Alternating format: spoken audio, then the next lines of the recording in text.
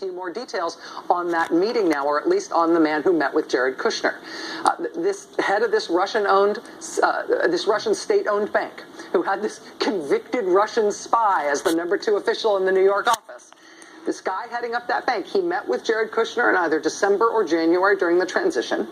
We now know that he was personally appointed to his position running that bank by Vladimir Putin.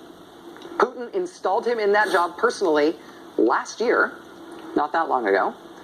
At the time that Sergei Gorkov was appointed to that job, Reuters reported that he had been recommended for the job by this man, who's a former finance minister under Vladimir Putin. He's also almost famous in journalistic circles in this country because he's the guy who organized in Moscow a big meeting between Donald Trump and a whole bunch of Russian businessmen while Trump was in Moscow in 2013 to hold his Miss Universe pageant.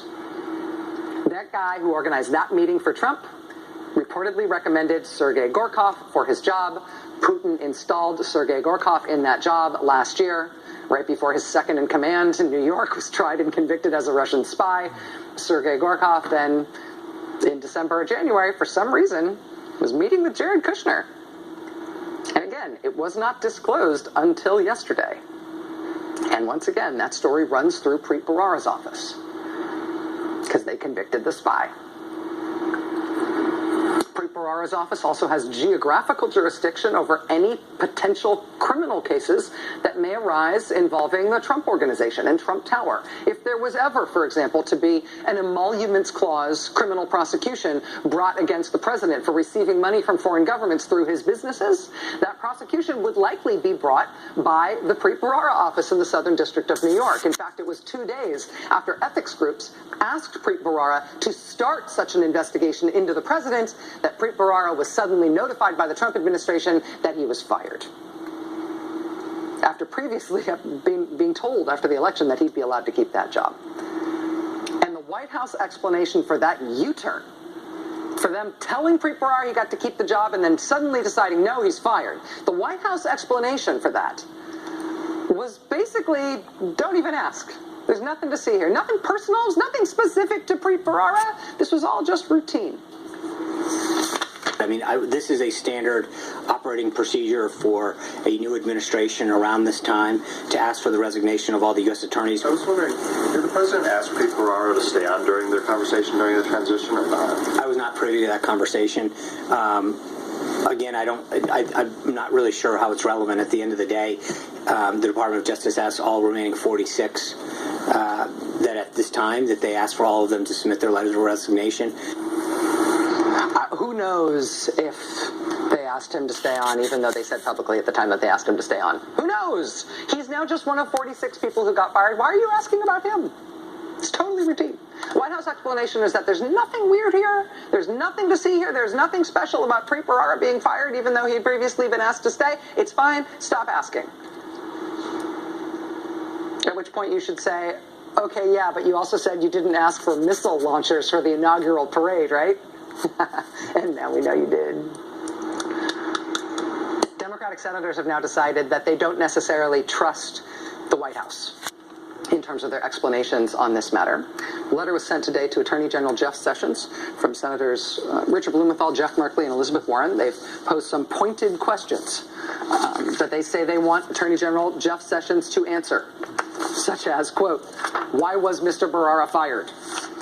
2, which White House or Justice Department officials were responsible for the decision to fire him? 3, was Preet Bharara involved in or conducting an investigation of Secretary Tom Price at the time he was fired? Secretary Tom Price was reportedly buying and selling stocks in healthcare companies while he was simultaneously sponsoring and voting on legislation that would affect the stock price of those companies. It has been previously reported that Preet Bharara's office was in fact investigating that as a potential criminal corruption case when Preet Bharara was suddenly fired with no explanation. The senators go on. A, if Bharara was investigating Secretary Price at the time he was fired, were you aware of that investigation? B, was President Trump aware of that investigation? C, were other White House or Justice Department officials aware of that investigation at the time Mr. Bharara was fired? And then there's the big one. Was Mr. Bharara conducting any other investigations of President Trump, his family, or other administration officials at the time he was fired? If so, what was the nature of these investigations? Were you aware of them when he was fired? Was President Trump aware of them when he was fired? Were other White House or Justice Department officials aware of those investigations at the time Preet Bharara was fired? In other words, we know what you have said about this matter. We would now like to have actual information. These senators are looking for a response from the Attorney General by Monday. We'll see. Department of Justice is a little busy right now. Washington Post breaking a bombshell exclusive story today that the Trump administration, including the Justice Department, tried to block the testimony of former acting Attorney General Sally Yates in the Trump-Russia investigation. Sally Yates and 2 other former administration officials were due to testify at an open hearing today in the House Intelligence Committee investigation of Trump and Russia.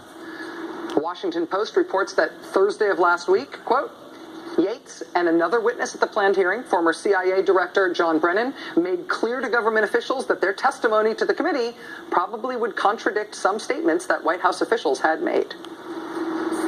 So, Sally Yates, John Brennan communicated that information to the government on Thursday, according to the Washington Post.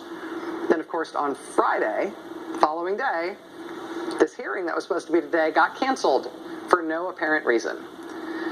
They'd said it was so that they could hold a closed hearing with other national security officials. There's no closed hearing being held. The White House, naturally, is denying there was any effort to shut down Sally Yates' testimony. No pressure on her whatsoever on what she could say or could not say. No anxiety even at the White House about the prospect that she might testify at a hearing that has now been canceled. But, you know, it's one thing to hear the White House say that, to recognize that they are articulating those words. It is another thing to look for the real story, to look for proof. And the Washington Post and NBC and other news organizations have now published the letters that were exchanged